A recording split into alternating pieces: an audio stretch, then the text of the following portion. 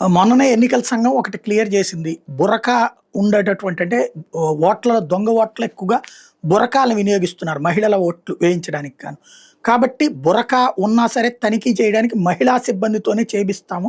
ఆశా వర్కర్లు గ్రౌండ్ లెవెల్‌లో అని ఎన్నికల సంఘం ప్రకటిస్తే దాన్ని కోర్టులో సవాల్ చేసిన వేళ ఎన్నికల సంఘం తేల్చి చెప్పింది బీహార్‌లోని పోలింగ్ కేంద్రాలకు బురకా ధరించి వచ్చే మహిళల గుర్తింపును తనిఖీ చేయించడం తప్పేం లేదని కేంద్ర ఎన్నికల సంఘం తేల్చి చెప్పింది. 1994లో ఈసీ సరదాగా టీఎన్ శేషన్ ఉన్నప్పుడు తీసుకున్న నిర్ణయాన్ని ఇప్పుడు అమలు చేస్తున్నామని చెప్పింది.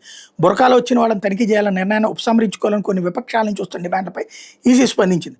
గోప్యతకు భంగం కలగకుండా పూర్దాన సీన్ మహిళల గుర్తింపును హుందాగా ఎలా తనిఖీ చేయాలని దానిపై ఇప్పటికే స్పష్టమైన మార్గదర్శకాలని స్థానికంగా అందుబాటులో ఉండే వాటిని ఉపయోగించి దీనికి తగ్గ ఏర్పాటు చేయొచ్చు. కొన్ని సంప్రదాయాలు కట్టుబాట్ల వల్ల మహిళల్లో ఓటింగ్ శాతం తక్కువగా ఉండటంతో అప్పట్లో ఈ ఆదేశాలు జారీ అయ్యాయి. ఇప్పుడు బీహార్లో దానికి తగ్గట్టే ప్రత్యేక ఏర్పాట్లు చేస్తున్నామంటే ఈసీ ప్రతినిధి తేల్చి చెప్పారు.